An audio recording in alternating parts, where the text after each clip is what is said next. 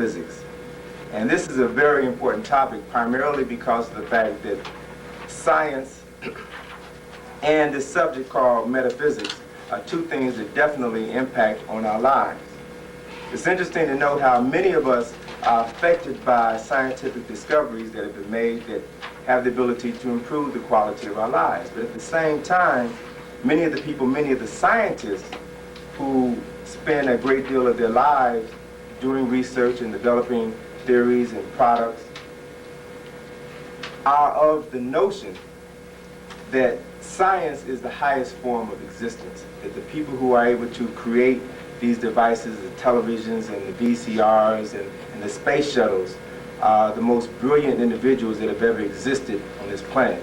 That the science and technology that exists today has taken us to the highest plateau that man has ever existed on this planet. And that's not true. It's not true at all, particularly when you're able to study the history of mankind, particularly from an Afrocentric perspective. And when you do that, you find that in many ways we are very primitive compared to some of the ways of the ancients. We have to begin to understand what the differences are. We have to also begin to understand what are those aspects that we can begin to incorporate in our lives, which will allow us to become the best people possible.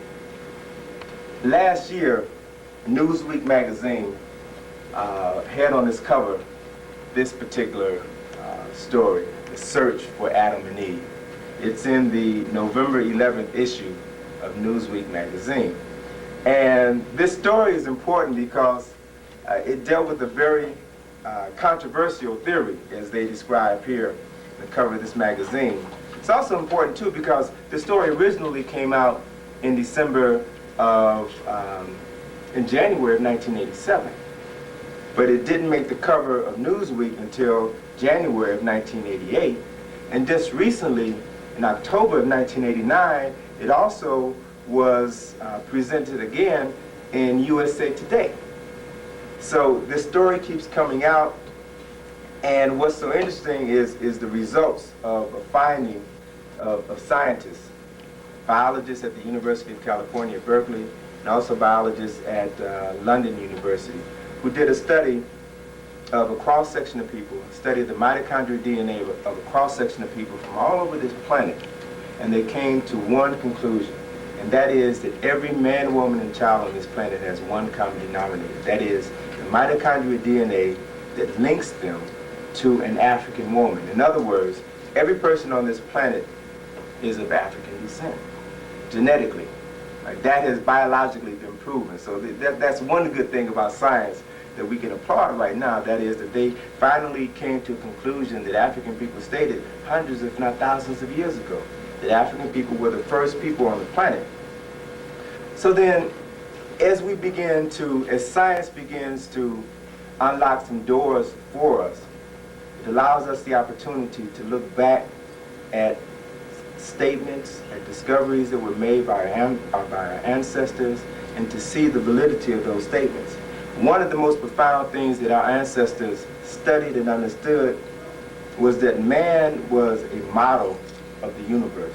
The old adage, as above, so below, those things that exist outside of this planet also exist on this planet and within man. Man is a reflection of the universe.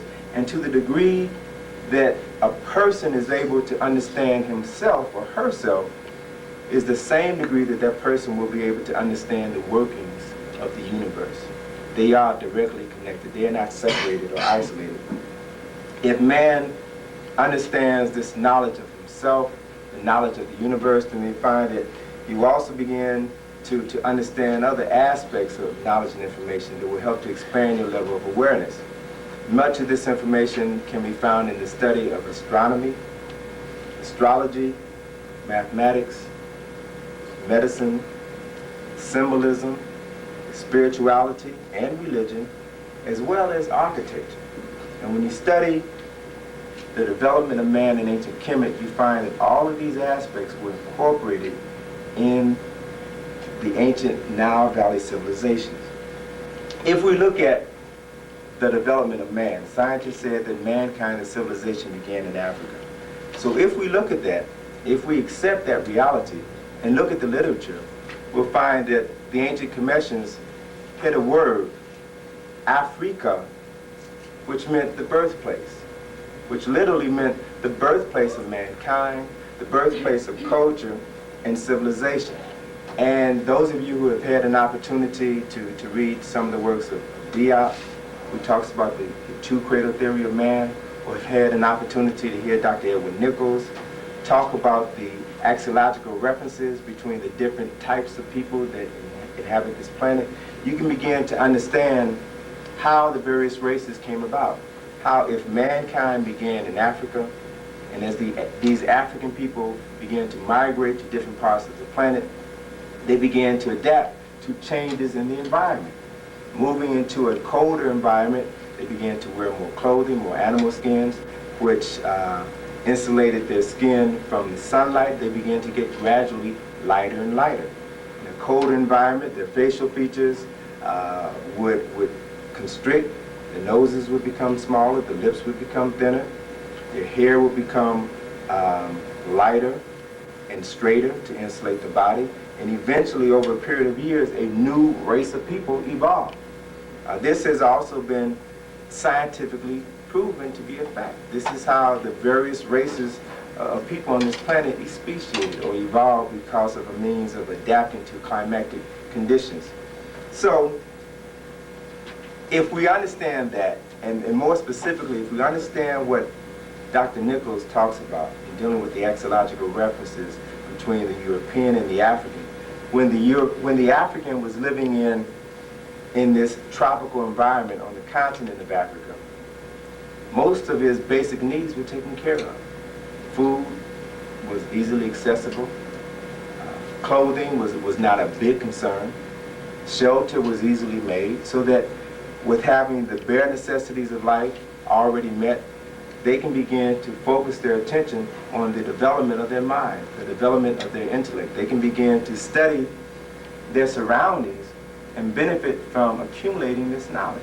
One of the things that they saw is that they saw a direct connection, a direct correlation between the sources of creation and them being able to benefit from that. In other words, the creator or whatever these forces of creation were seemed to have blessed these people by giving them an abundance of food, clothing, and shelter. But those Africans who migrated to the north, who settled in Europe, in a harsh or cold environment, found that they had to struggle for their existence, found that food was not as plentiful. They had to learn how to grow the food. They found that there were only basically 3 months out of the year in which to plant the food. After the food was planted, they had to be able to harvest the food.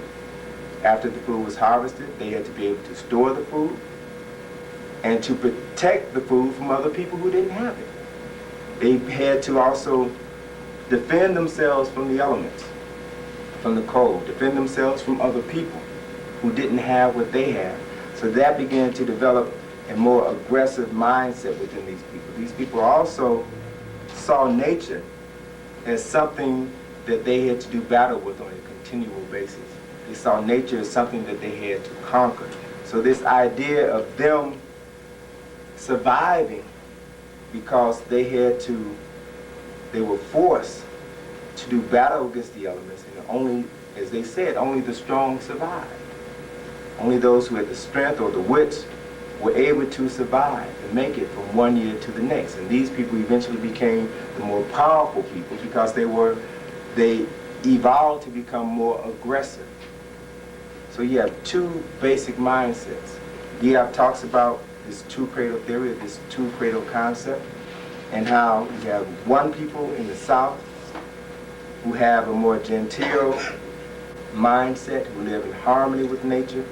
You have another group of people in the North who are more aggressive and are forced by their environment to see nature as an enemy and something that has to be conquered. So then, as these two groups of people began to develop their various cultures and civilizations, they saw nature from two different perspectives. They developed two different types of sciences, and that's what we're going to be focusing on. The definition of science is that science comes from the word sere, which means to know. So when we talk about the development of science, the very beginning of development of science, we're talking about people who began to gather knowledge just from observing those things that went on around them. And they began to record that information, they documented that information, and then they passed it on from one generation to the next.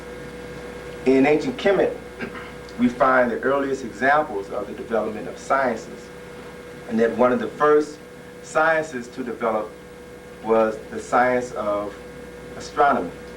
And that is, when people have their basic requirements of life met, they'll often sit down and watch the movement of the sun. They watch the movement of the stars across the sky at night. They'll watch the moon go through its metamorphosis. You know, those of you who came here this evening, if you noticed the moon, you saw a new crescent moon, and right next to the moon was a star, was Venus, actually, a planet, Venus. And if you observe that moon every night, you're going to see the moon begin to get bigger and bigger. And then you're going to see the moon reach a point where it's going to start to get smaller and smaller. And then the cycle will begin all over again. So to the people who were seeing this for the first time, this truly amazed them. And as you watch this, you can see a pattern unfolding before your very eyes. And that planet Venus, which is in close proximity to the new moon, is going to change its position every day. So they can see everything around them is moving. The sun moves in the sky. Everything around them is in motion. So that automatically begins to capture your interest. And by observing these changes, they began to learn some very phenomenal things. The ancient Egyptians knew of the movement of the moon. They knew of the phases of the moon. They knew of at least 5 planets. And the word planet comes from a Latin word which means wanderer. So the planets were those stars that appeared to wander across the heavens, didn't seem to maintain a fixed position in the sky. They wandered from one point to the next. And they saw this difference. There was a discernible difference between these balls of light that stayed in the same configuration like some of the constellations that we see, and then other balls of light that appeared to wander across the sky. So by observing this phenomena, and then by recording this phenomena, they began to see a cause and effect relationship between the position of certain stars or planets in the sky and something that occurred on the planet below. It was through understanding and cataloging these events that the science of astrology evolved. And those of you who have read John Jackson's Introduction to African Civilization will see in that book, he describes how the various stellar configurations were given their symbolic associations with animals, because the position of those stars in the sky reflected certain activities that took place on the earth associated with agriculture. So if we look at the beginning or the development of agriculture, we see that it's directly related to the understanding of man to the movement of stars in the sky. They would learn that there were certain times when you could plant your seeds based on the position of the moon or the phase of the moon and the position of certain stars in the sky. And it's been said in a number of historical books that the first farmers, the first people to develop the science of agriculture were the women. And that it was the women who oftentimes were in the home, who were tending the children while the men may have been out hunting or doing some other things. It was the women who really had the time to observe the movements of the sun and the stars. It was also women who saw a profound relationship between one of the most important bodies in the sky and themselves, that is the moon. The women saw that the moon would undergo a metamorphosis, a phase, just as they would undergo a metamorphosis, a phase, a 28-day cycle. And that cycle was the same as the cycle of the moon.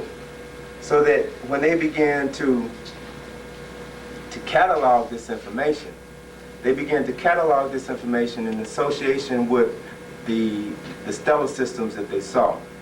They began to develop lunar calendars that were based on 13th month, which is associated to the various phases of the moon. There was a solar calendar of 365 and a quarter days. There also were stellar calendars that were based on the position of certain stars or certain constellations in the heavens. So they had three distinct ways of plotting and clocking the movements of events in the heavens and activities that also took place on the planet Earth. One very good example of this process as it relates to agriculture is the significance of the star Sirius. Sirius was referred to as the dog star. The star Sirius would rise, this is around January, excuse me, not January, but June 21st. Around June 21st, the star Sirius would rise just before sunrise, and this would signal the annual flooding of the Nile. It was the annual flooding of the Nile that made possible life in Kemet, because it was the annual flooding of the Nile which brought a new layer of silt, a new deposits of soil to the east and the west bank of the Nile. And they saw this phenomena occur on an annual basis. When you would have the heliacal rising of this star Sirius, or when this star Sirius rose just before the sun did, and it only occurred during one time of the year, the flooding of the Nile always came after it. So Sirius on one hand was referred to as the dog star, and that symbolically one of the things that a dog does or a watchdog does is to warn you when somebody or something is coming. So these symbols, the association of symbols with these stars was very important, was very significant. And one of the other things that the ancestors did when they began to plot the movement of these stars and star systems was to develop a calendar. And this calendar of 365 and a quarter days was associated with symbols which they called netters. And the netters represented principles or concepts of the various sources of creation. There were 36 netters in total, 18 male and 18 female. And each of these netters were associated with certain star systems or constellations in the heaven. And each of these netters were given dominion or rule over a 10% portion of the sky. In other words, one of the things that our ancestors did was to divide the sky into a circle which had a circumference of 360 degrees. And 10 degrees was given to each of the 36 decans, or 36 netters. 36 netters having 10 degrees each within this circle of 360 degrees would give you 360 days. And 5 additional days were associated to the netters who were responsible for giving birth to these other 36 netters. So that each day was associated with a principle which reflected an aspect of the Creator. They were able to not only divide the year up into segments, but they also divided the day up into segments. The day was associated with several of the sun deities, Horus being one, Ra or Re being the other. Re was one of the terms for one of the more popular deities or gods in Kemet. And it's from the word Re that we've gotten the term a ray of light. It refers to this ancient African concept of the deity symbolized by the sun. And then you have another manifestation of the sun when it was in another position in the sky, in which it was associated with the deity Set. Set represents the forces of darkness, symbolically the forces of darkness, which is where we have derived the word sunset, where the sun goes when it disappears from the horizon. These are symbolic terms that express the relationship of the sun relative to the earth. And Clyde, if you can you bring me a copy of my book back here for a second? I wanted to make a couple of references. Also, what's important too is understanding how the ancients, in plotting the movements of the sun, the stars, and the moon, were able to develop not only the first calendar, not only the first calendar, but also the first clock, the first timekeeping mechanism. They devised the second, the minute, and the hour as a means of keeping track of this movement. And as I stated on several occasions, the word hour is derived from the word Horus. Let me just read you a couple of things from my book in the chapter Paying Homage to the Sun about the significance of the sun. The sun is 93 million miles away, yet it exerts the most powerful force on the planet. It is the radiant day star which gazes down upon us from the heavens and is the giver of all life. It has been the oldest and most common object of worship in the history of mankind. It is the sun. All living things hunger for the light and the warmth of the sun that falls on us like a blanket of love. The first day of the week was named in honor of it. The second day of the week, Monday, means the day of the moon, which is illuminated by the sun. The lengthening of the days and nights during the course of the year are the hallmarks of our four seasons. The spring and fall equinox signal a time of equal day and equal night on the planet.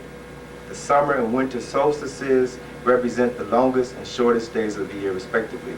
For over 5,000 years, people have acknowledged the sun as a symbol of goodness, strength, and spiritual rebirth. The sun is the power behind the process of photosynthesis, the means by which plants grow. Animals feed on the energy-enriched plants, and man uses both plants and animals for food, shelter, and clothing. The sun evaporates water from rivers, lakes, oceans, which form clouds, and water falls from these clouds as rain or snow. Clouds are visible bodies of fine droplets of water or particles of ice dispersed in the atmosphere, which change the temperature and air pressure, thus influencing the weather on the earth below. After each rainstorm or snowstorm, the sun shines brightly to repeat the cycle and draw the water back up into the clouds. If the sun stopped shining, all life on the planet would cease as we know it.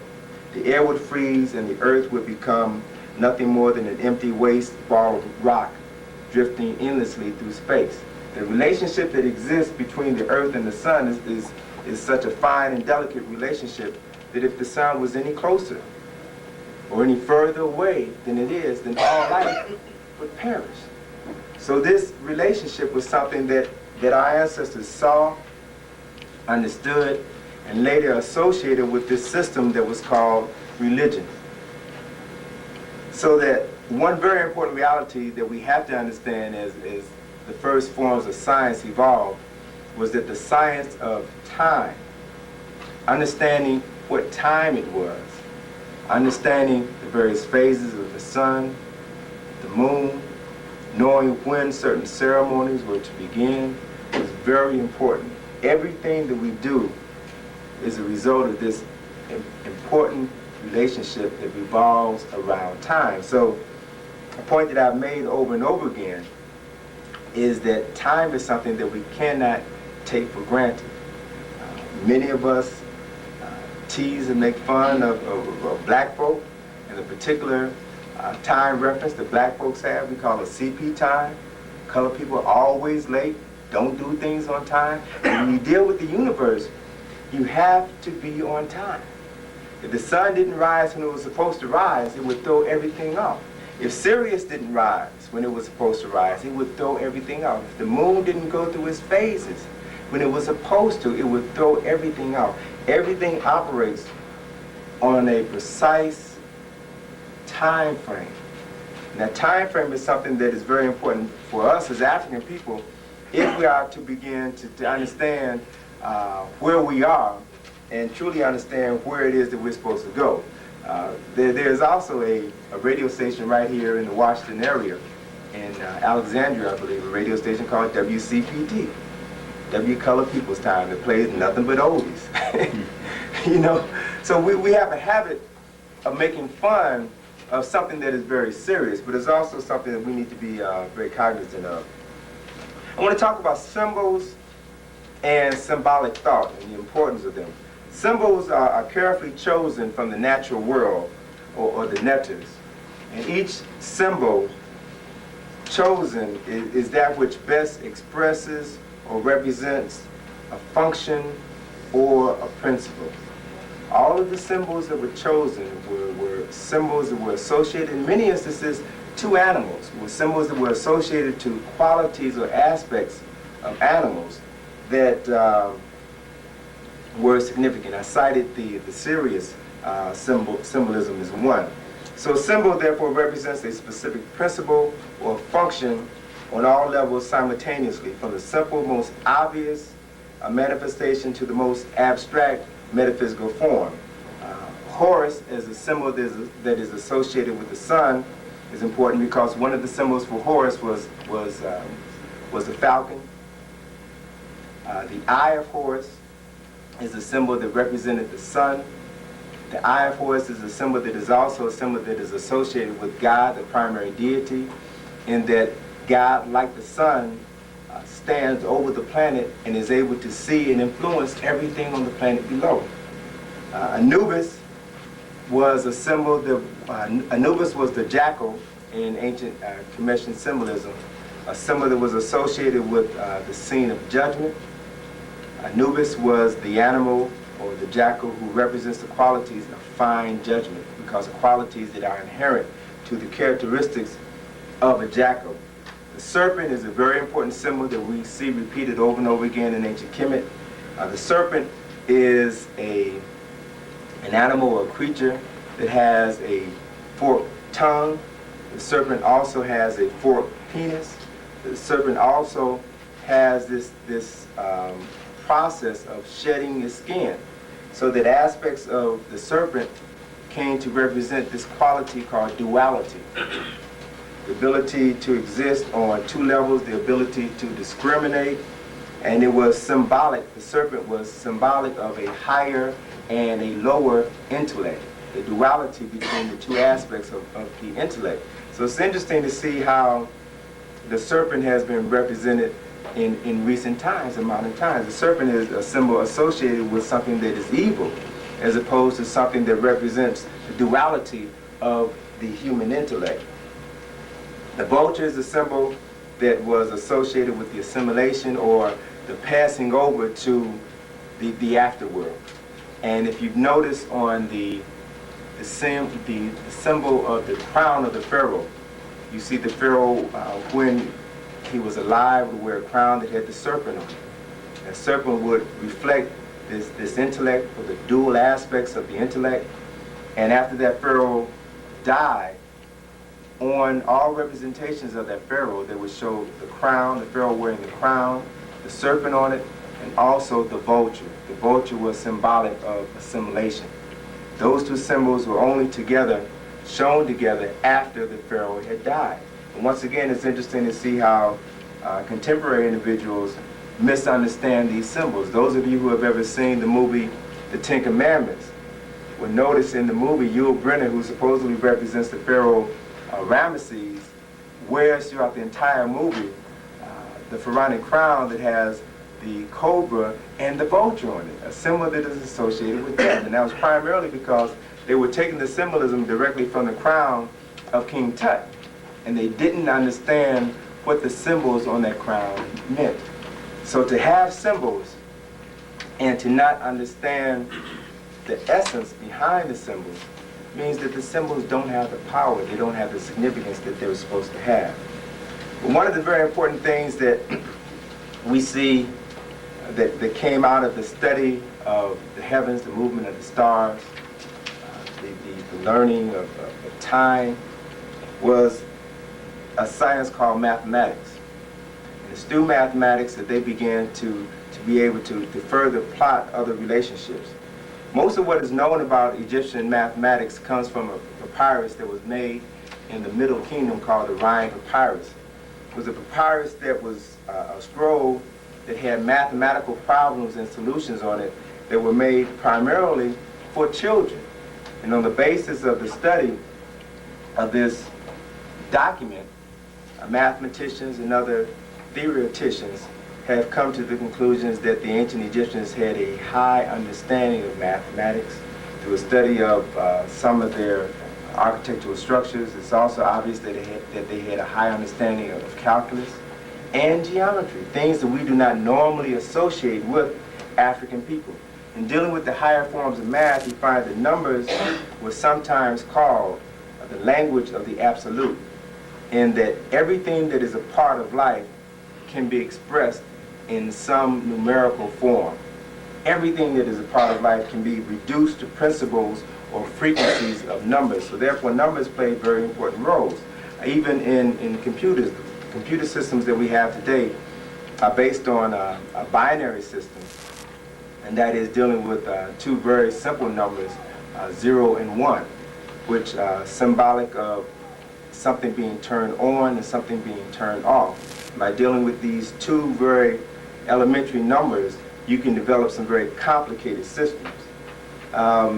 Another important aspect of numbers can be associated with words. Words in ancient Kemet were seen as things that evoked power. If you look in the Bible, in Genesis, begins with the statement that in the beginning was the Word. And it talks about how God brought the world into existence via the spoken word. Let there be light, and there was light. Let there be earth, and there was earth. And then the animals came into existence via the spoken word. In ancient Egyptian documents, Ra also brings the world into existence via the same process. So this idea of the word and the power of the word is something that is very significant, in that when we look at ancient Kemetian writing, or their use of words, the metal netter, as opposed to the hieroglyphs. The word hieroglyphs is a Greek word which means sacred carvings. The metal netter is the writing or the words of the gods. Okay? And that in looking at the metal netter, whenever they wrote this language, they would always write the consonants and never the vowels. Okay? Always write the consonants.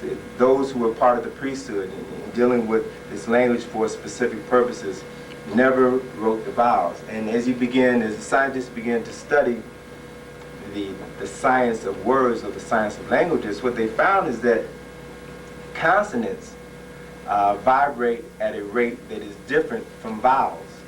Vowels vibrate at a rate which is 500 times faster than consonants. And if you think about the consonants A, E, I, O, U, when you say them, when you say these letters A, E, I, O, U, a different effect is produced. Because when you use the consonants, your tongue blocks the flow of energy, or the flow of the breath through your mouth, except when you say the vowels A, E, I, O, U. So that symbolically, when they were writing the metal netters, or the language of the gods, the writing of the gods, it was in essence as though the consonants were symbolic of bricks that were used to create certain symbolic structures, and the vowels were the mortar which held these bricks together. In other words, you can build things, you can create things through using the physical substance of the consonants, but the power of the vowels are what brings them into manifestation. It's what supports them and gives them structure. And if you notice, there are no words in the English language that I know of, there are no words that don't contain vowels. So this symbolic essence is still there in the language today. If we look at medicine, the science of medicine, in Kemet, the netter, and the word netter is a word that we can use to describe God, if we will. The word netter clearly identifies this whole process of the deity, and that it represents the principle of the manifestation of the primary deity. And in Kemet, the netter associated with writing or speaking was the netter called Jehudi. Jehudi was representative of the spoken word, He was a nectar associated with divine articulation of speech. He was a nectar associated with writing, with science, and with medicine. Jehudi is known to us today by the names Thoth, by the names Hermes, and the name Mercury. Imhotep is regarded as a father of medicine, and by studying ancient Kemetic history, we find that Imhotep incorporated a strong astrological belief in the practice of medicine, and that specific medicines were given at specific times to patients. I had an opportunity to really understand what this all meant a couple of years ago in 1985 when I went to Ethiopia and met an Ethiopian herbologist at the university in Addis. And this man was in the process of writing a book on herbs. And in this book, he showed us the treatment for various illnesses that he had treated with for some of the patients in Egypt. He had a number of photographs of people that had various forms of cancer, cancer of the throat, cancer on the legs and the arms. And these photographs were amazing. One particular photograph I remember, he showed a woman that had a cancerous growth on her neck, and her neck was the size of a grapefruit. In another photograph he showed us, the lump on the woman's neck was reduced to about the size of a marble. And in another photograph, you couldn't even tell that the woman had any cancer on the neck. So the before and after photographs were remarkable. When we asked him, well, how long did it take this process, this healing process to occur? You know, a year, 2 years, 3 years? He said, oh, about 3 months. And the only thing he treated many of his patients with were herbs. And he began to talk about how he had learned the science of herbology from his father, and his father had learned it from his father before him. And that if we had had enough time, he would have taken us out with him to show us how he plants the herb, how he gathers the herbs. But he was just telling us how, and you don't just go out and pick a particular plant that supposedly has certain qualities. You have to be able to know the qualities associated with the different plants. And he put out this list, this chart of at least 75 different plants. And he showed the properties of these different plants and the different ailments that it would cure. He then went on to say that a plant that would heal a particular ailment at one time of the year may cause a particular problem at another time of the year. So you had to know exactly when to pick these plants, because the energy of the life-giving properties of the plant will be at one level in the spring and will be at another level in the fall. He also mentioned that the soil that the plants grew in was important as well, because the plants would take in certain nutrients and certain minerals are in the soil. So therefore, you would want to pick certain plants that grew at a certain level of a mountain. Certain plants you want to, certain herbs or certain plants you want to pick at the bottom of the mountain. Certain other herbs you would want to pick midway of the mountain. And other herbs you want to pick at the very top of the mountain. So as he began to explain what I thought was a very simple process, I began to see how very complicated, how deeply involved this process was. And he has showed us how this knowledge and information had been passed on from generation to generation.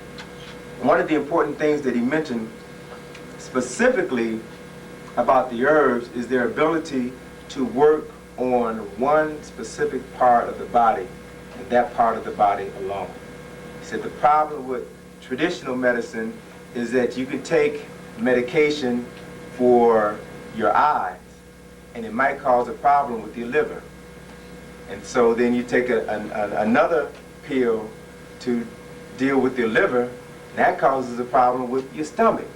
So then you take another medication to counteract the negative effects of that medication. Most of the medications that we have today are chemically created, are man-made medicines as opposed to natural medicines. And this whole idea of things being natural of things being related to nature goes all the way back to this concept of the netters. And the netters, again, represents the principles or the manifestations of the Creator. So that if man is, in essence, a reflection of the universe, then the things that can heal us are already a part of the universe. They do not have to be man-made. The only time we find that they are man-made is when they're made to fatten the purses of pharmaceutical companies.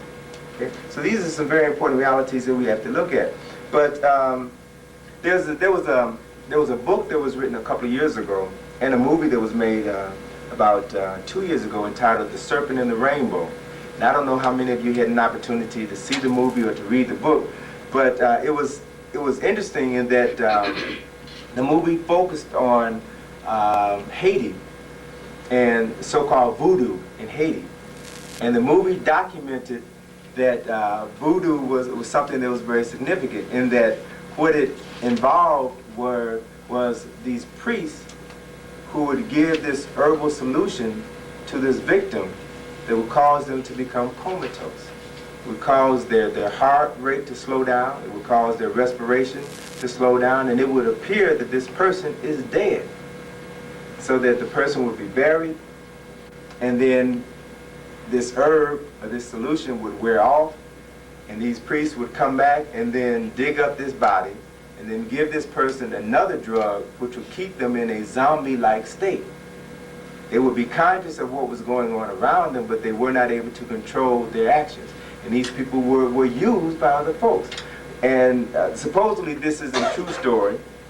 The person that went to Haiti and did the research documented what this particular compound was, and it was supposedly is being developed by a pharmaceutical company for use in the medical field. But many of the things, it's very interesting, many of the things that supposedly backwards or primitive people have associated as a part of their superstitious lore are founded in certain physical beliefs or certain medicinal beliefs. One thing that's very interesting too with the deterioration of the rainforest in Brazil is that there are literally hundreds, if not thousands, of plants that have never been cataloged. Hundreds, if not thousands, of plants that have various medicinal properties. That could be the cure for cancer, that could be the cure for multiple sclerosis, that mankind, unfortunately, may never have an opportunity to benefit from because they are all being destroyed. When you look at medicine in ancient Kemet, it's interesting to find that many scientists now are beginning to really appreciate what had been developed thousands of years ago in ancient Kemet. They found that contraceptives were made by the ancient Kemetians by grounding up spikes from the acacia tree and mixing it with honey and dates. And when scientists began to study this recorded phenomena, what they found is that the acacia, the spikes from the acacia tree, contain lactic acid. And lactic acid is one of the primary ingredients in contraceptives. They also found that the ancient Egyptians had developed a pregnancy test many thousands of years ago. A pregnancy test where they would take the urine of a woman who thought she was pregnant and pour it in a container, and then they would place a container or a bag of barley, and the other was barley and wheat. And they would put these two bags in this container of urine. And if the wheat began to sprout, then it meant that the woman was pregnant and that she was going to have a boy. And if the barley began to sprout, it means that she was pregnant, but she was going to have a girl. Now, this urine pregnancy test was something that was not discovered by modern day medicine until 1926. And the method of determining the sex of this child was something that was not developed until 1933. It took them until 1933 to confirm this barley wheat test that had been developed by the ancient Kemetians. So we see on many levels what people thought was a primitive science or a primitive culture is really much more sophisticated than we can ever give them credit for being. Antibiotics were discovered by the ancient Kemetians. And it was found that some of the antibiotics were derived from animal dung, from crocodile dung, even from the silt of the Nile. Now, it was interesting because certain physicians, when they saw some of the medical papyri which talked about using animal dung for the treatment of certain burns and wounds, thought that this was a sewage form of medicine. It was only until recently that they found that bacteria exists within animal dung that has healing properties. So once again, they're at a loss to begin to understand how and why it was these people developed this knowledge and this information. Also, I found out recently that the ancient Kemetians had discovered a plant. The root of this plant they could chew, and this would cause the increase in the production of melanocytes within their skin to protect them from more harmful rays of sunlight. And so this is a very important aspect of this ancient African culture and civilization. There's a papyrus called the Edwin Smith medical papyrus, which describes over 48 different types of injuries to the head, to the face, to the throat, and the spinal column, with specific symptoms and treatment. Now, this is amazing for people that were backwards, people that were primitive, and had none of the advanced knowledge or sophistication that modern day scientists have. It's also been shown on several occasions where, upon examining some of the mummies, they found that the skulls of some of the mummies show evidence of cranial operations, show evidence where physicians went into the brain, performed surgery, and healing tissue began to form on the skull. They can see it. They don't know how they did it, but they know it was done. They don't know what forms of antiseptics they used, but they know that it was done. When we look at the story of Antony and Cleopatra, we find that Cleopatra gave birth to a son by Julius Caesar, and the son was called Caesarion, and he was delivered through a process that we now call the cesarean section. Africans back at that point in time in history, about 30 BC, had knowledge that modern day scientists were not able to develop into until recently. So there's a wealth of knowledge and information, scientific knowledge and information, that people are just now beginning to really understand. What I want to do is to give you a series of definitions of some principles, some universal scientific laws, so that we can begin to get a better framework for the next part of this presentation. The word hierarchy relates to a simple or lower units combined to form complex units. And we can easily distinguish lower units from higher units. And when we deal with evolution, we can see this process in motion. We can see when looking at life on this planet, we see life has evolved from the so-called mineral kingdom to the plant kingdom to the animal kingdom to human beings. We see a hierarchy of various states of existence. This principle called rhythm is important because rhythm is a physical phenomenon which follows alternating cycles within a cyclical pattern itself, such as the cycle of inhaling and exhaling, the cycle of something being hot, cold, this physical manifestation of something going up and something else coming down, a cycle of the seasons, summer, fall, winter, spring, the cycle that goes on and on and on. Everything that is a part of our world exists because of certain cycles that take place. And there are oftentimes cycles that take place within other cycles. The word harmony is important because harmony goes on to describe something more than just a musical state of being. Harmony is a relationship, an inner relationship between forces. And what's been found is that there is a purely mathematical relationship between certain harmonic forces.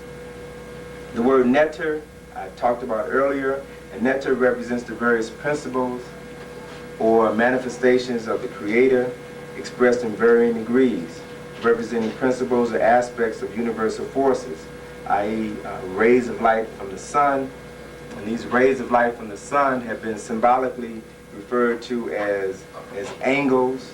Rays come down in certain angles, and these angles have been referred to as angels, which are messages or aspects of the Creator.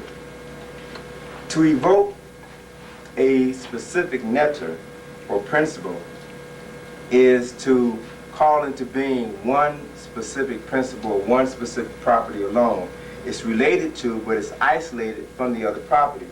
So it's kind of like to evoke a netter or to bring forth a certain principle is kind of like having, to give you an analysis, it's kind of like having a telephone book. And in this telephone book you have 20 or 30 or 100 numbers, but you would use that telephone book to call up one specific number at a time.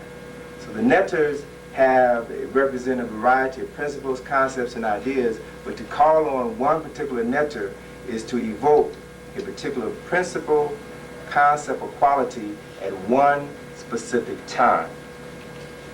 As people, as individuals, as persons, as human beings, we have this process, we have this ability to be able to call forth certain principles into manifestation. The whole idea, the whole concept of the hero, Joseph Campbell, in his book, The Power of Myths, has a chapter in which he talks about the importance of the hero, the prototype of the hero, and what mental frame of reference it sets for us. It establishes a certain role model, it establishes certain priorities for us. And he went on to cite that one of the problems with society today, one of the problems with youth today, is that they don't have certain heroes, they don't have certain role models that they can follow. So as an alternative to not having this process of learning or this process of evolving, they turn to other means of getting this knowledge and information or getting this inspiration. Games is one alternative to this rites of passage, or to this process of learning how to focus on, or to bring into manifestation certain principles. The word hero is derived from the word heru, or Horus, and it represents the ability to focus on a particular person or to focus on a particular quality or aspect, and to allow that quality or aspect to motivate you or to guide you or direct you or to influence you so that you can move to accomplish a specific task.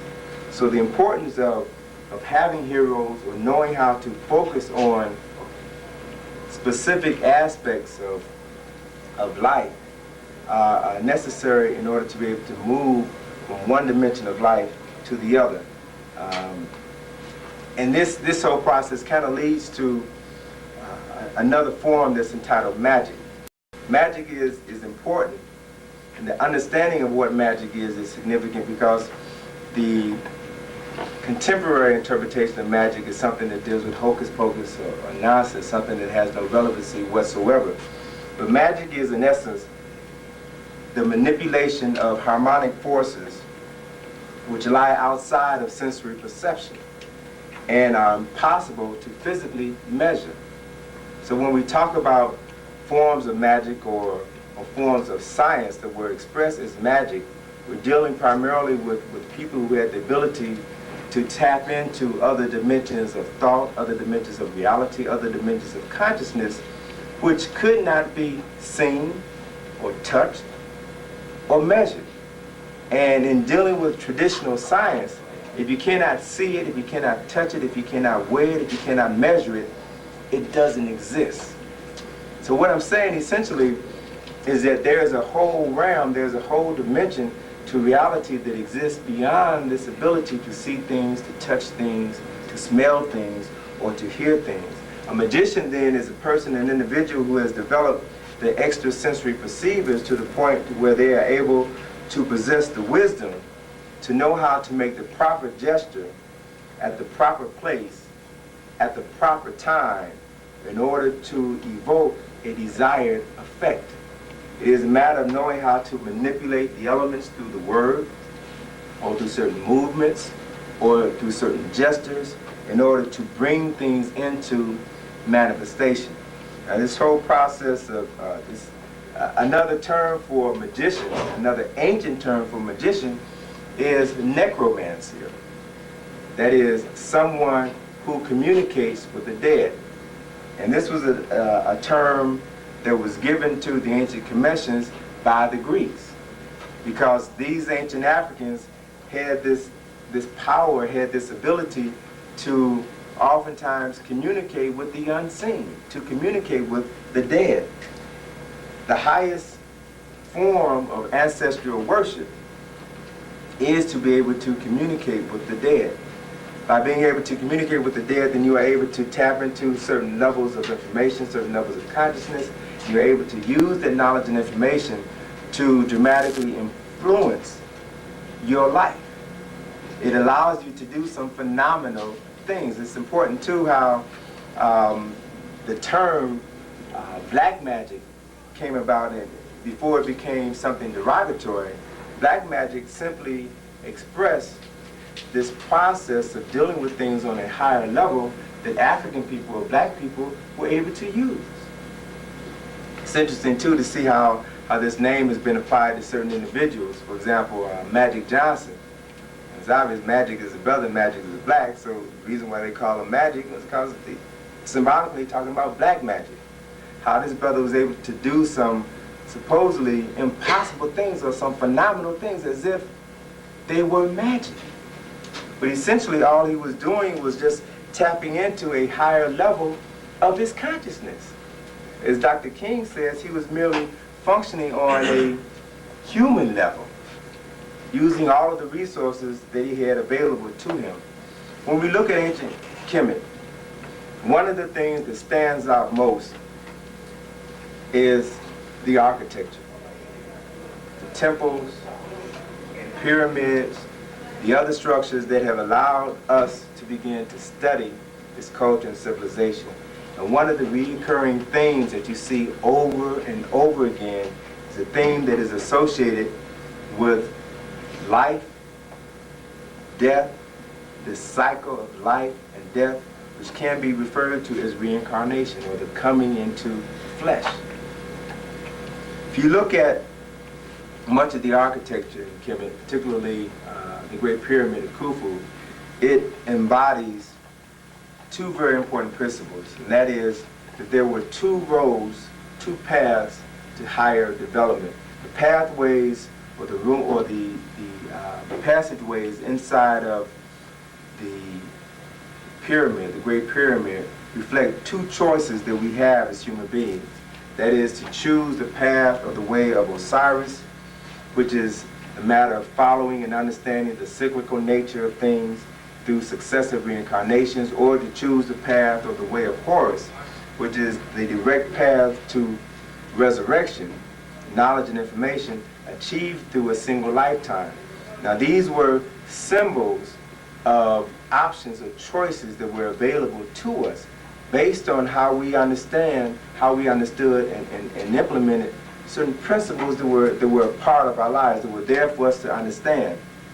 So if you were to study, for example, if you were to study the human soul, the concepts of the human soul, based on the historical information that has been provided, to me it would make more sense to study the records and the documents of people who have been delving in this field for over 7,000 years, as opposed to the people who have been dealing with it for the past 1,000 to 2,000 years. People who are novices at this. When you understand the differences between Budge's interpretation of the so-called Book of the Dead, and what these writings were in essence. The Book of the Dead, they call it the Book of the Dead because all of these writings were found in tombs of dead people, so obviously these must be writings or books of the dead, as opposed to understanding what they really were, where there were passages, information, passwords that the soul of this deceased person would be able to use in order to progress from one dimension of life to the next. It was, as the Commissioners called it, the book of the coming forth by day and night, the book of unfoldness, or the book of life, not the book of the dead. Totally different orientation to this process called life. The African tradition is rich in expressions of life that go beyond the physical life. They focus on a metaphysical form of existence. And when I speak of a metaphysical form of existence, I speak of it literally, in that the word metaphysics refers to something beyond the physical, something that exists beyond the physical. And when we study some of the symbolism of ancient Kemet, we see that this process is expressed in the symbolism, but we have to know how to interpret it. The caduceus, the symbol of medicine, the staff with the two serpents around it, is a symbol that was originally called the staff of Hermes, or the staff of Jehudi. That symbol represented the metaphysical anatomy of man. Now, it's interesting how this symbol today represents the symbol of medicine. And you can talk to any doctor. If you talk to any doctor, you'll find that 9 out of 10 will be unable to tell you what that symbol means. It is a symbol of the medical profession, but few doctors know what it means. It is a metaphysical symbol that expresses, that represents the metaphysical anatomy that exists within man. That staff represents the spinal column. The two serpents represents the energy that flows into and out of the body.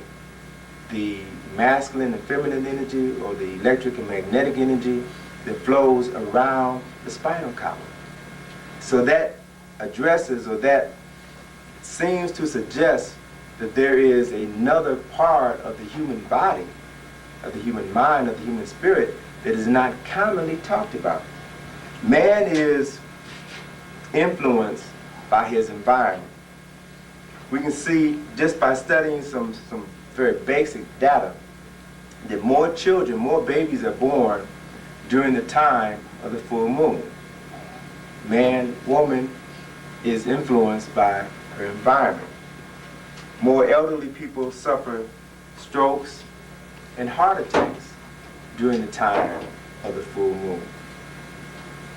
Most children, if you look at statistics of the birth of children, you'll find that more children are born during the early morning.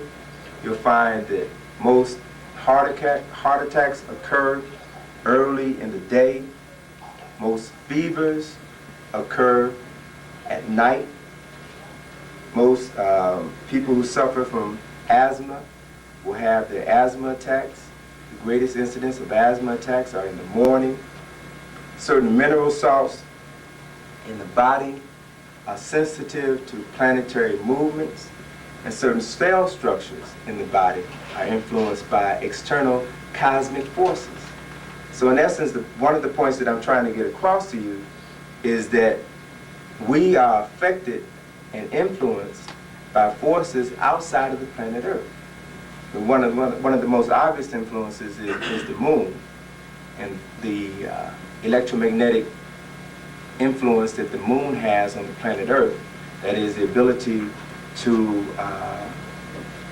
affect the water of the earth, to make the high and low tides. But at the same time, the moon exerts this electromagnetic gravitational force on the planet, pulling the water away from the surface, causing a high tide. It's also pulling the atmosphere away from the planet towards it. Because the atmosphere is something that you can't see, doesn't necessarily mean that this does not happen, or you cannot, that it's not taking place. To the same degree, the human body, like the planet Earth, is 3/4 water. So this same effect, or this same relationship takes place within the human body. I want to share with you an interesting passage, quotation from the book Serpent in the Sky by John Anthony West, about the brain that represents a very important reality. The brain developed in order to receive and apprehend those aspects of universal consciousness necessary for man to perform his foreordained tasks. Just as the radio does not generate radio waves, but receives waves already there, the nature of consciousness determines the structure of the brain. The nature of sound determines the structure of the ear. The nature of light determines the structure of the eye. And the nature of the neters, or the forces of creation, determines the structure of man. Okay, we are a reflection of the universe. The word man literally means mind. If you go back and look at the ancient, the original definition of the word man, you'll find that the word man means mind. The word woman means, in essence, the womb which produces the mind. One of the most important things about human beings is that they have one of the most highly evolved minds of any species on this planet. And one of the things that differentiates man from other animal life on this planet is the mind, is the ability to have free will. Animals are guided and directed by the neters, or the forces of creation. Animals have instinct, in which they are born with a genetic memory. That memory has encoded within the body or the mind of this animal all of the information that this animal needs to have in order to function at a certain level. I mean, nobody has written a manual for birds on how to build a nest, or how to fly south, or how to hunt. Animals are born with this information, and it is information that is passed on genetically through their genes. So to the same degree, there is knowledge and information that is inherent within human beings, but there is also a certain aspect, or a certain quality to the human mind, or to the senses, that we are able to tap into and utilize if we understand that these forces are there to be used. Man's senses are the creation of this world, and we have 5 basic senses that we all know of. These 5 basic senses are rooted to our 5 primary levels of awareness. If we increase our sensory perceivers, then we automatically increase our levels of awareness. The whole concept of ESP, extrasensory perception, deals with the principle, deals with the reality that we do have the ability to enhance our perception of reality beyond our 5 basic senses. And we do have the ability to do that. And once we do that, or to the degree that we are able to do that, is the degree that we will become aware, keenly aware of things that are going on around us. Now, the so-called mystics, or the so-called people who have developed ESP, are folk who can, according to the stories, read other people's minds. Thoughts are nothing but vibration, energy. They are able to pick up on those vibrations, on that energy, and to hear it and understand it. Certain other folk with ESP supposedly can see into the future. One of the African concepts of time deals with something that they call all time. All time exists in what they refer to as the eternal now. The past, present, and the future all exist right now. And the only thing that changes, the only thing that we are aware of, is our point in time right now. But other dimensions of time exist around us. It's simply a matter of developing the faculty, or the ability to project yourself beyond this point in time and to see other dimensions, other aspects of time. Time is essentially a creation of man to help him keep track of where he was and where he's going. In this life, we are trained to resist our natural inclinations. We are trained to exist, to resist them. Okay? And training is different than education. Education deals with the idea that knowledge and information is already inside of you, and you live in an environment or function within an environment which allows you to bring out those things that are part of your existence.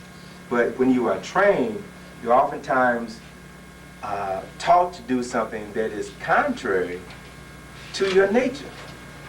You go to any circus and you see animals who have been trained. Elephants aren't trained to walk around on their two back feet, or tigers aren't born with a natural desire to want to jump through hoops or to allow a man to put his head in their mouth. But they can be trained to act contrary to their natural way of being. If you notice children too,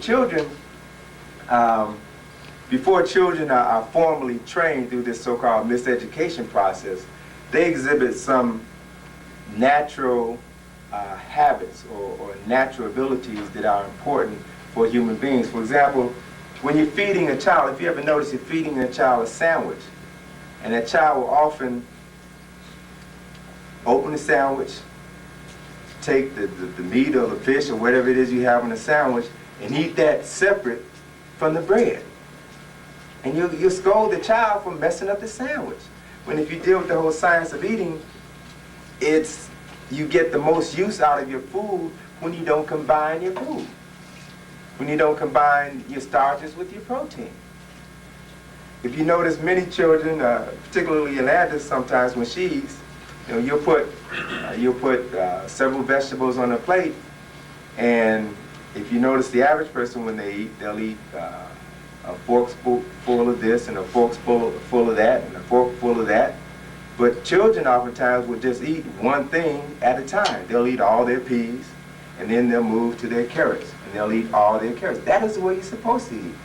Because when you combine the foods, then you mix the signals to your stomach of what food is being sent down, so the wrong enzymes or digestive juices are secreted so that the food is not digested properly. So we already have a natural ability to know, but we are trained to resist those inherent qualities that we already have. We are miseducated.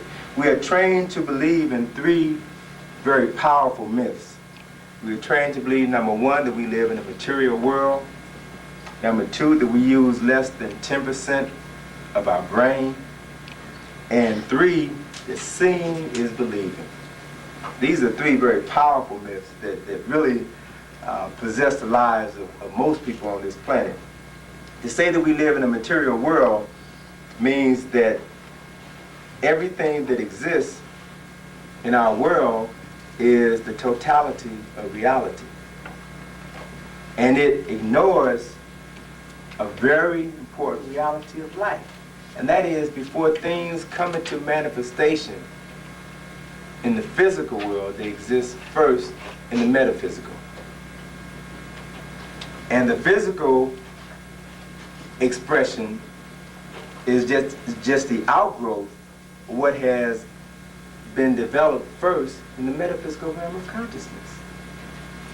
Everything comes into being via this process. But if you are trained to focus just on the physical and not which brings the physical into manifestation, then you'll never be able to really understand what this whole process is all about. The idea that we use less than 10% of our brain is important, is profound. Because if you understand how everything that exists in the physical comes through our brain. Everything that we see, everything that is a part of our life was created by man. By man I mean the mind, the brain.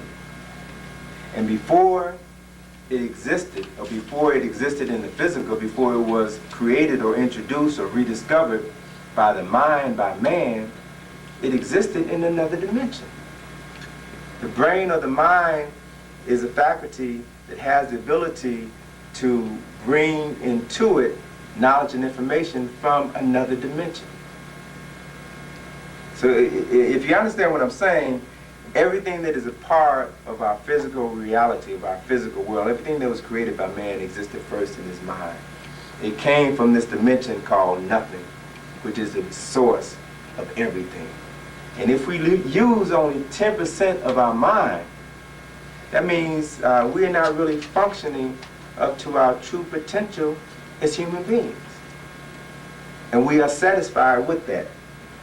The notion that seeing is believing is totally false.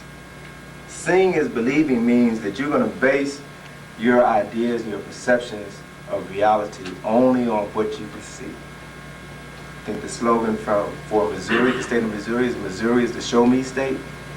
So show me, honey. You know, if I can't see it, I don't believe it. When in reality, it's exactly the opposite. This whole process of seeing is based on principles of properties of light. What we see is essentially the result of light bouncing off of an object, and those light waves bouncing off of that object into our eye. These light waves traveling along our optic nerve and creating, sending electrical impulses through our optic nerves into our brain, which recreates an image of what we see light bouncing off of. Okay? So that everything we see takes place through this process. And in dealing with this process, with the so-called visible light spectrum, the visible light spectrum represents less than 10% of all there is. So we are responding to less than 10%, and we think that this is all there is. Like, if you take this, see this, Charles, you see this? Mm-hmm. All right, I threw that to Charles and he caught it. What he was responding to was light bouncing off this object as it came closer and closer to him. And by his mind being able to convert those messages, those signals, to his muscles, it told his arms when to come up to grab it. He was responding to what he saw. Now, can he respond to things that he doesn't see? Yes. He is affected and he is influenced by things that are going on all around him that he can't see. We all are affected and influenced by things that are going on around us that we can't see. How many of us have ever done something and you stopped and asked yourself, why did I do that? You know, that was really stupid. You know, why did I do that? You know, what was it that made me do that? You know, there's some folk that just do things on a regular basis that they can't explain. You know, and it seems as though they may be possessed by something. There's something that's just motivating them or directing them or guiding them to do something that they just can't seem to understand or take control of. What that deals with, on one hand, is the fact that there are forces which surround us, which affect and influence us on a regular basis. But if you think the only thing that can affect you and influence you are the things that you see, that means you're going to be wrong about 90% of the time. Okay? About 90% of the time. What I want to do is to show you a little demonstration that helps to get this idea across about light and how we respond to this whole light process, how it affects and influences our lives, what an impact it has on our life. And I want to use this light here. It's a high intensity light. And do a real simple experiment. I want to hold this one sheet of paper, this white sheet of paper, up to this light.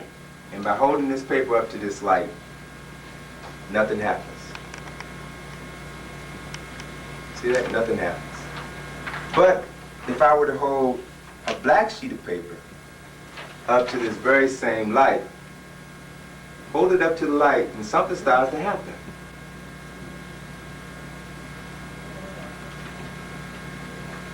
Okay?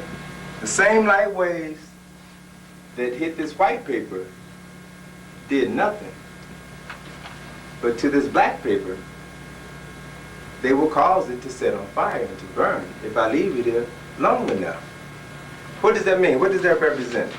Basically, it represents certain properties of light. A light is all colors.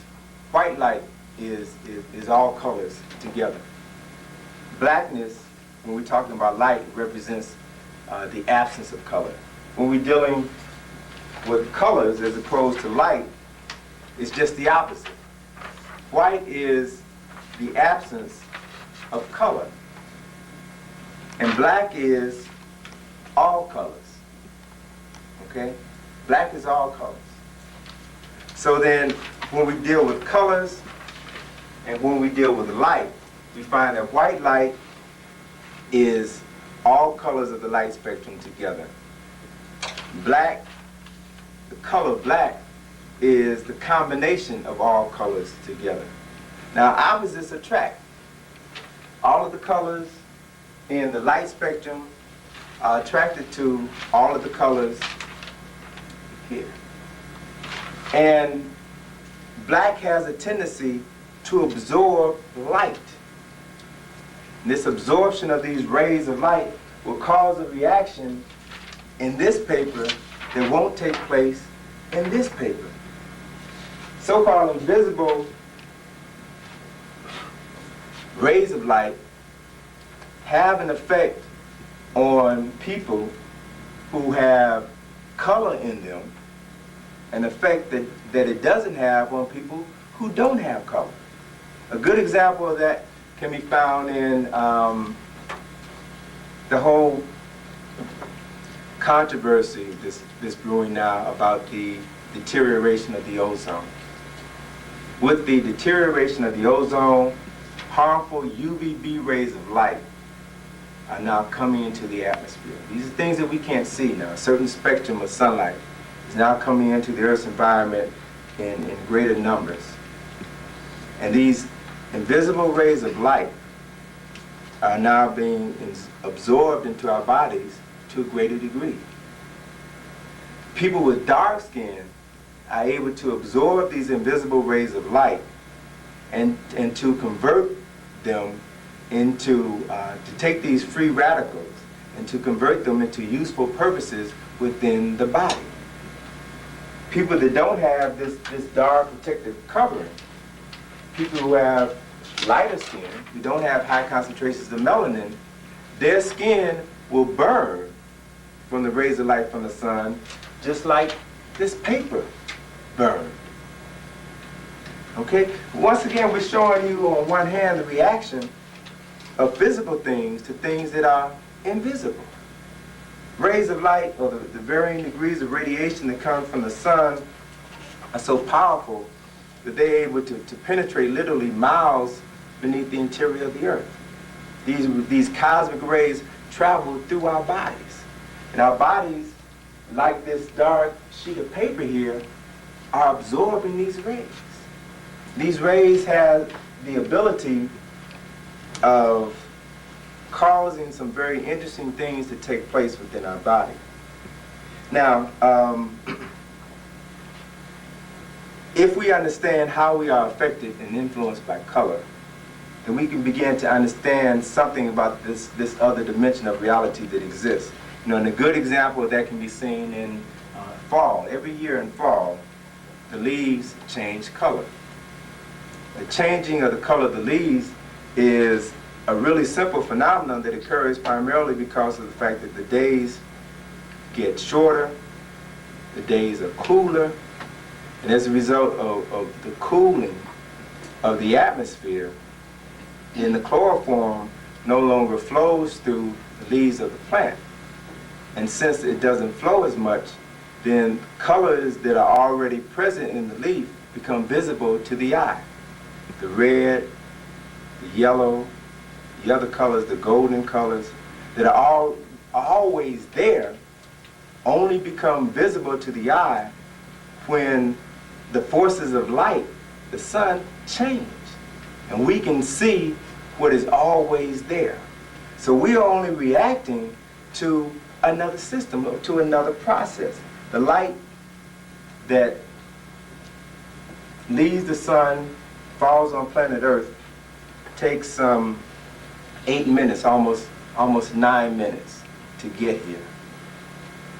And that light affects and influences everything on this planet. And to begin to understand how significant that is and how we respond to this, if you watch the sunset, you watch the sunset and the sun sets behind the mountain and the sun sets underneath the earth. And it's gone. But in reality, the sun actually set 8 minutes prior to your seeing it. You are responding to something that already happened. So to that degree, we have to ask ourselves, how else are we responding to things that have already happened? Which means that we are out of sync with time. And time is the most important thing in the universe. Sunrises, sunsets are important. The equinoxes and the solstices are important because they have a way of connecting us back to these sources of creation, connecting us back with life, with the universe, so to speak. The effects of sun on plant life, sunlight on the plants causes this process of photosynthesis, which causes the production of foodstuff within the plants, causes the plants to grow. There's also a corresponding relationship between sunlight and the human body.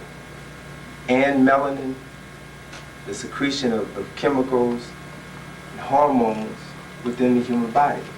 There is a disorder, seasonal, what is it called? Seasonal disorder. It is a seasonal disorder that takes place around this time of year when people become mentally and sometimes emotionally depressed. And they become depressed because of a lack of sunlight. Scientists have developed the means of creating artificial sunlight or exposing these people to artificial sunlight in order to change their mental attitude. Something as simple as light has a phenomenal effect on our thinking, and it also has a phenomenal effect on the secretion of hormones within our body, which regulate all of the activities that take place within the human body. Short example, good example of this can be found in the pineal gland, and the secretion of hormones from the pineal gland, melatonin and serotonin. The production of these hormones is created by sunlight, and the relationship, or the significance of the relationship between the amount of sun and our level of spiritual receptivity or spiritual consciousness is very important, in that it is the exposure of sun to our body, to the skin is the largest organ of the body. Okay, the skin is loaded with these melanocytes, which are able to convert this sunlight, this cosmic energy from the sun, into chemical substances which flow through our body and affect and influence us mentally and spiritually. So that the more sunlight we are exposed to during the summer months, the more of this spiritually inducing hormone, melatonin, is manufactured. When the days begin to shorten after the fall equinox, then one of the things that happens is, as a result of us experiencing longer nights, while on the one hand, those people that are not able to make this adjustment to the changing in the season may experience seasonal disorder, may experience depression because of the secretion of this hormone. On the other hand, our ancestors knew that it was during this time of year that we were more susceptible to spiritual influence. This is the time of highest spiritual receptivity. It's a time when if we deal with and understand the whole essence of ancestral worship, we understand the significance of our being able to project our consciousness outside of our body when we sleep, when this hormone called melatonin is secreted and we're able to experience higher levels of spiritual consciousness, then that allows us the ability to tap into other dimensions of thought. It allows us the ability to be able, if we are aware, if we have been educated as opposed to trained, if it allows us the ability to be able to begin to plan and formulate things to come into existence for us by being able to focus on specific objectives and to be able to bring them through into manifestation by being able to control our thoughts and make these things become a reality. This is something that we all have the potential to do. This is one of the reasons why in almost all religious traditions, December 25th was regarded as the birth of spiritual creators. December 25th was referred to as the birth of the Christ. The Christ is a title which means the anointed one. It is a symbol that is associated with spiritual enhancement. December 25th is important because as we deal with this cycle of the importance of sunlight, the effect and influence that sunlight has on the planet, it is after December 25th that the days begin to lengthen and this life cycle begins all over again. So to understand that reality and to be able to attune yourself to that reality allows you to exercise more control over yourself. But you interfere with this natural process. We have been trained to throw off or to inhibit this natural process by eating excessively during this time of year, by drinking, or by partying. The time of the greatest level of spiritual receptivity, we have been trained to do those things contrary to bringing out the best in us. That's important. And the important thing is to understand why this is.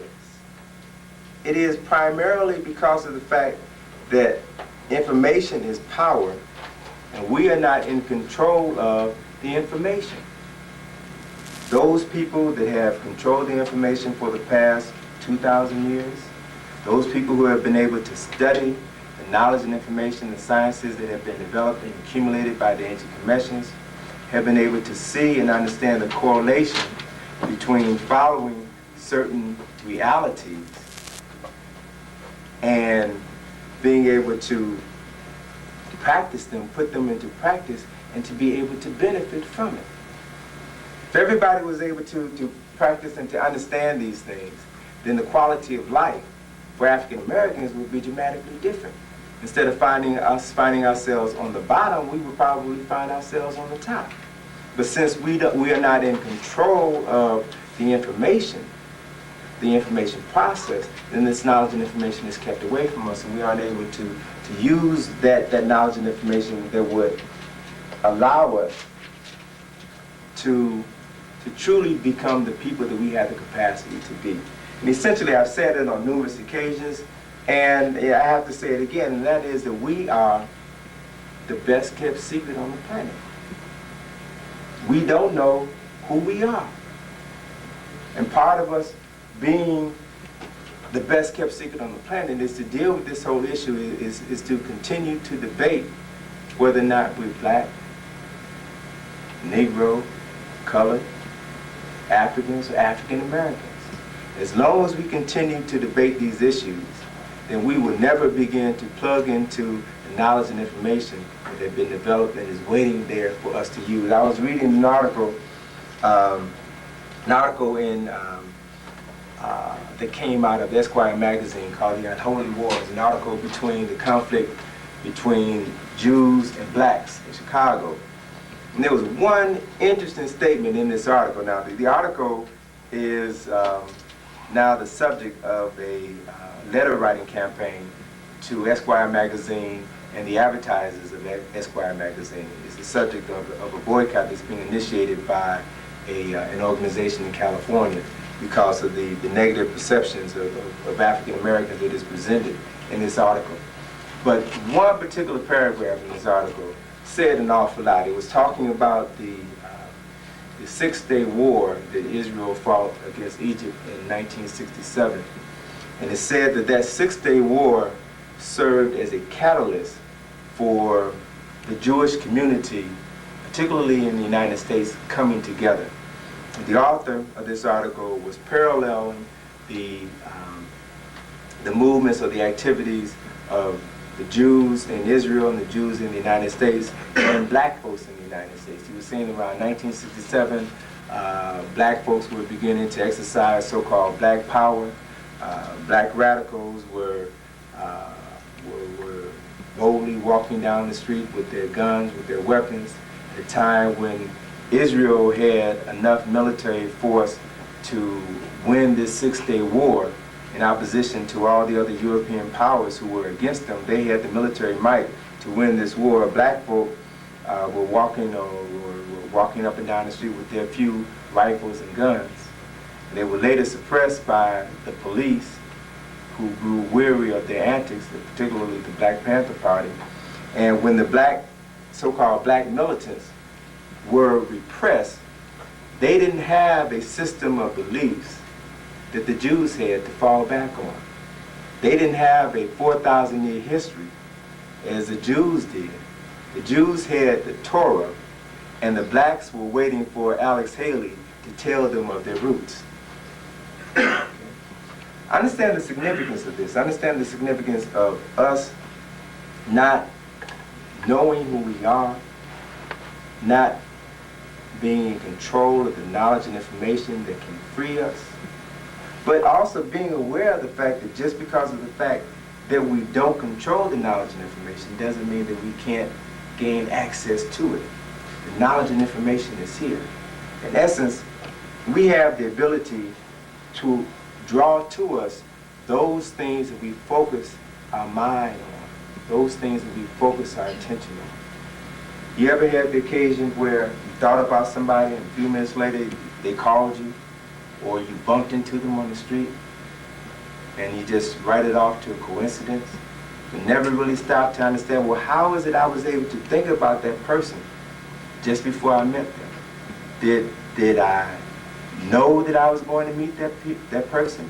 Did my mind expand to a certain level where I was able to see that I was going to meet that person? Rather than explore these aspects, we just write it off to some strange happening, primarily because of the fact we have been trained to believe that those aspects that deal with the development of our higher level of consciousness are black magic,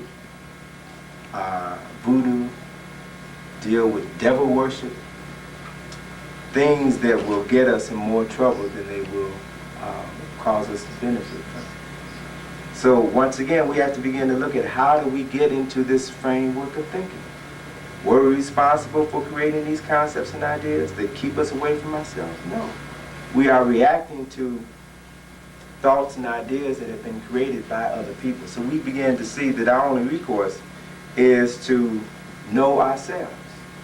Our only recourse is to begin to be willing to explore other dimensions of thought, other dimensions of reality, and to begin to look beyond the standards that other people have determined for us. To be unafraid, to experiment, and to try new things. I want to do another demonstration that I think expresses this idea, this concept very well. And in order to do this, I'd like to have a couple of volunteers. I need 4.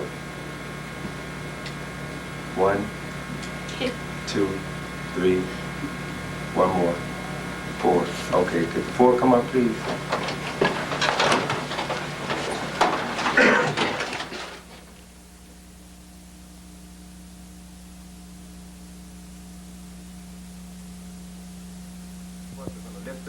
Lift her up out of the chair by using just 2 fingers each. Okay? So if I can have you over here, if you can stand over here, please. And you stand right here. Charles, why don't you two switch? Switch up. Yeah. Just get the energies balanced right. And what I want you all to do is to put your hands together just like this, 2 fingers together, just like this. And the 2 of you are going to get right underneath her knee, and you and I are going to get right underneath her arm and lift her up. Okay, so let's just wait until let's wait and try. All right, now basically what's going to happen is first time we try to do it, we're going to have a little difficulty. I have a little conference with them, and then the second time we'll be able to do it with no problem whatsoever, and then I'll explain to you what this whole process is. So, and I don't want you all to strain. Just be very, just be very natural with this. Don't have to exert any effort and any extra energy at all. Okay? On the count of 3, just lift. 1, 2, 3. Okay. Okay. You just relax. Just keep coming. Nothing's gonna happen to you. Let's try it one more time. Let's try it one more time. Just be still. You don't have to lift your arms up now. Just be still. Okay. Okay. All right. 1, 2, 3. Just give us some dead weight. Okay. All right. Now that was so. All right. Let's do this. Let's have a seat. We're not finished yet. Put your hand right above mine. Let me go first. Put your hand right above hers. Your hand right above her. The other hand on top of mine. Okay. I want you to focus. Let's lift it up. And create an image. Just to get. And then put it on. Let's get it with this electric crisis. I don't know where I get it on. I see it.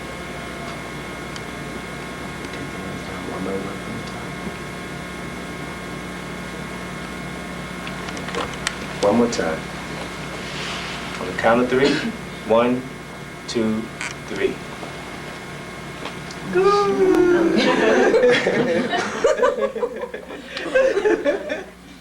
Okay. All right, thank you. Now, what all of that did to illustrate was that there are things that we can do that might appear to be magic, might appear to be extremely phenomenal, but are very simple. Very, very simple. The whole idea of the 4 of us coming together to lift this sister up out of the chair basically dealt with the fact that we were able to focus our energies on a particular objective. Understanding basic functions of the body, and that is the body is an instrument through which energy flows into and out of. The left side of your body has traditionally been viewed as the feminine side of your body through which energy comes into. The right side of your body has been viewed as the masculine side of your body through which energy flows out of.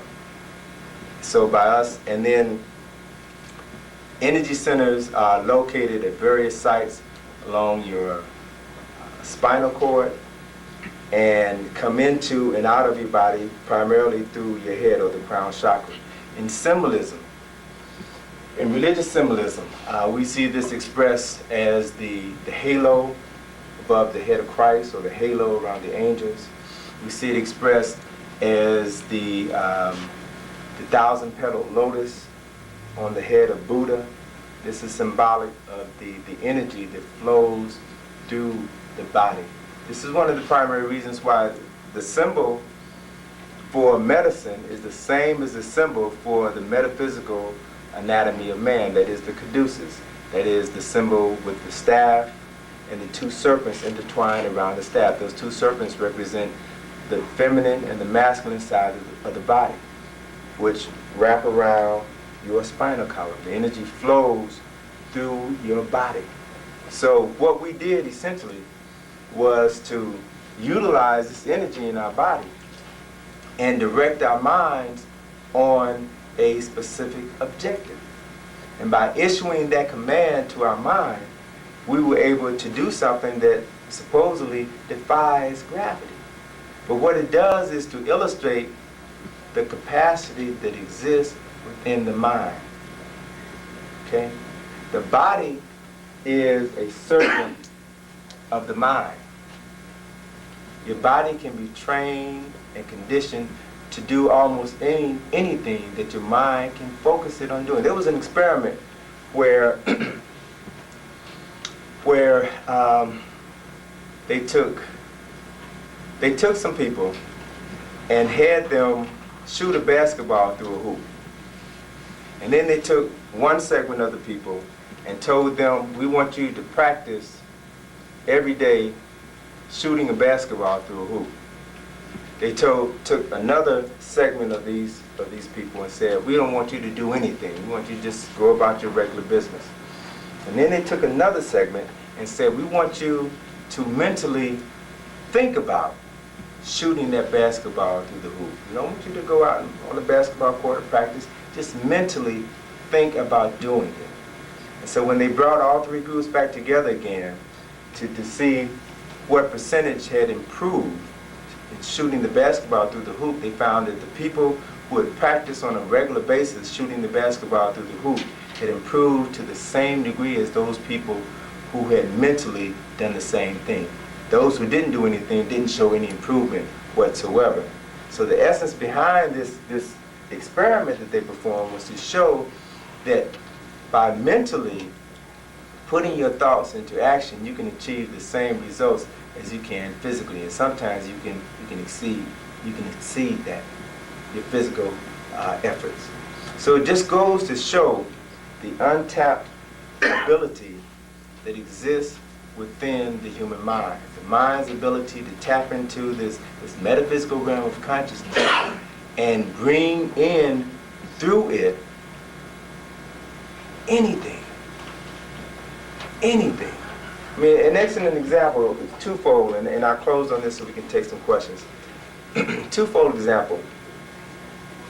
If African people had the ability to develop their minds to the point where they are able to create some of the most remarkable architectural structures that have ever existed on this planet, they were able to create temples that have withstood the test of time, earthquakes, still standing. They have been able to develop high levels of science and technology that have not been duplicated today. And that says that there's something that is inherent within African people to do these things. But if these folk can be conditioned or brainwashed into believing that they are not these African people, that they are someone else, are people who have no heritage, who have no culture, who have made no contributions whatsoever, then it means that they will never begin to even think that they have the capacity to do anything great. And then if in addition to that, drugs and other habits are introduced to keep them further off course, then it means that they will never to even begin to think about what they could possibly think about doing. So the point is that our ability to know who we are, our ability to free our minds, lies solely within us. It means that we have to begin to use all of those things that we have at our disposal, all of the knowledge and information that we have at our disposal, to learn who we are. Not accept someone else's definition of who you are, but to dig, to become interested in doing the research, historical research, and then to begin to apply that knowledge and information in your life. Anything that was done in the past means that you have the capacity to do it right now, and your children will have the capacity to do it in the future. If you destroy that connection with the past, then it means you've also wiped out any sort of capacity for the future. And if you look at most black folk, we exist, the majority of us exist in a state of right now. The only thing we think about is right now. We cannot think beyond tomorrow. And as long as we are locked into a mode of instant gratification and are not willing to take the time to read, take the time to develop our minds, take the time to plant a seed, a foundation, for us to be able to benefit from later on, that we will never be able to reap our true potential. Which also means, on the other hand, that those people that have this knowledge and information will be able to take advantage of us. And in the midst of this manifestation, this reality, we see that a handful of black folk have made it. And those who have made it in areas primarily that involve creative thinking. The comedians, the athletes, the movie stars are those people who tap into their creative mind, the right hemisphere, or the intuitive aspect of the brain.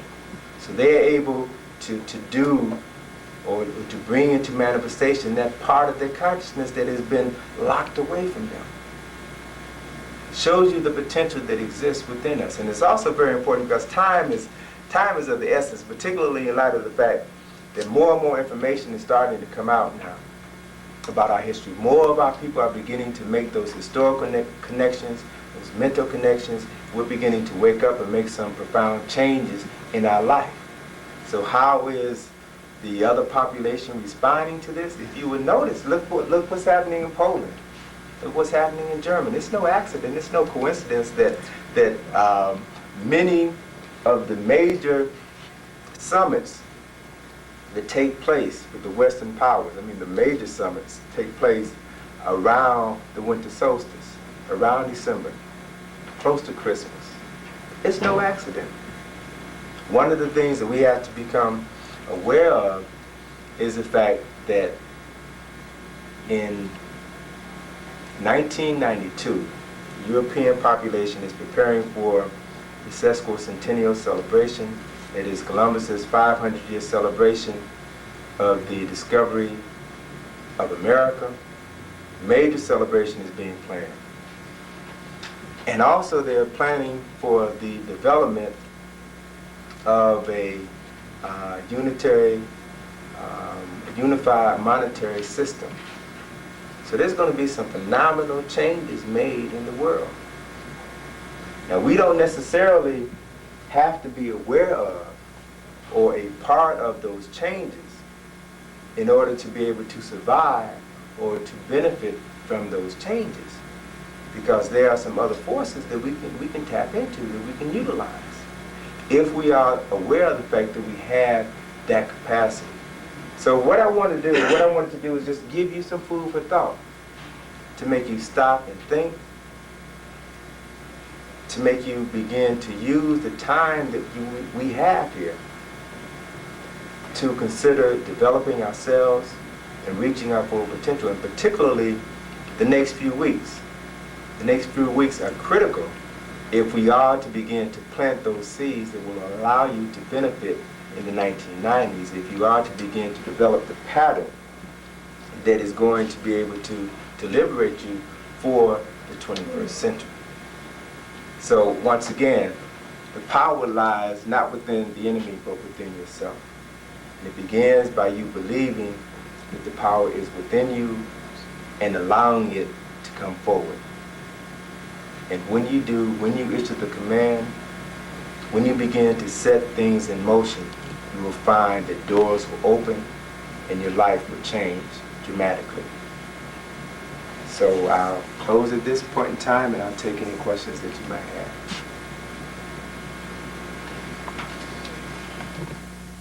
No questions?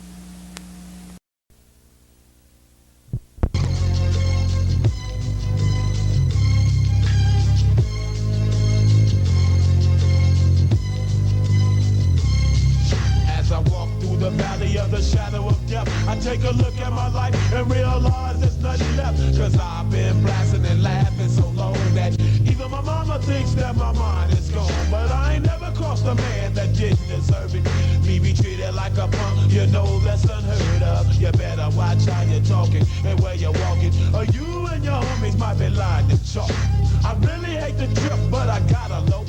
As they croak, I see myself in in the pistol smoke, fool. I'm the kind of G the little homies wanna be like, on my knees in the night, saying prayers in the street light. Been spending most of the night